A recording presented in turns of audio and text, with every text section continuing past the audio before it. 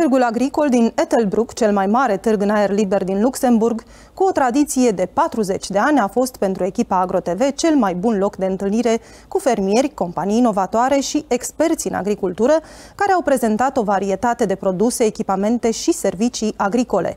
Dar a fost în același timp și un excelent prilej de a obține informații în exclusivitate despre specificul agriculturii zonale, dar și despre fermierii luxemburghezi. Vedem imediat în jurnal detalii într-un interviu cu ministrul agriculturii din Luxemburg, un material marca Bogdan Tudor. Dans 2 semaines, on va voter une nouvelle loi agricole. Et là, on va investir dans la diversification aussi des femmes agricoles aussi pour, par exemple, venir du bétail vers d'autres manières de produire.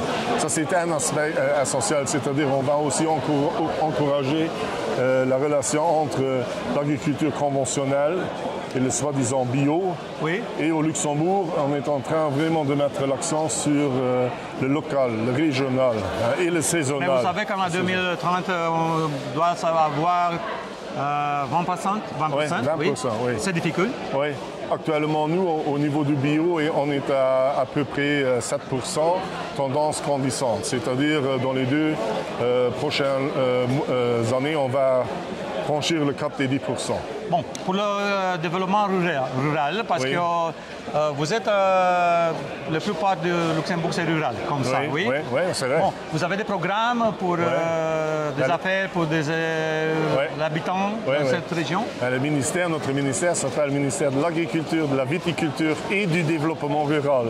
Donc le développement rural est donc un point très fort du ministère, notamment pour avoir des aides financières du ministère pour des projets dans les villages. Oui. Mais le projet doit venir de la population, doit venir des habitants, ensemble avec les syndicats d'initiative, avec la commune, et doit être dans des projets culturels, touristiques ou agricoles, pour aussi créer une cohésion au niveau des habitants, par exemple, pour favoriser vraiment le village de rester ensemble.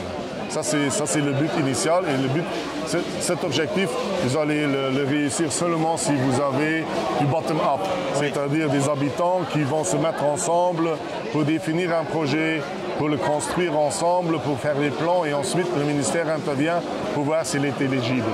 Et un message pour les agriculteurs de Roumanie et aussi pour les téléspectateurs de AgroTV pour Roumanie? Je vous souhaite bonne chance. De toute façon, je suis toujours en contact avec le ministre roumain. C'est un nouveau dans ce moment. Voilà. Et Petre Dayan, c'est un autre. Voilà. Et donc on se voit régulièrement à Bruxelles ou au Luxembourg. Donc aux agriculteurs, bonne chance, parce que c'est pas une période très simple, mais chacun doit faire avec. Et je crois avec la guerre. Russie, Ukraine, on n'est pas encore sorti du lot, mais je crois ensemble on peut réussir, et de toute façon si l'agriculture reste unie.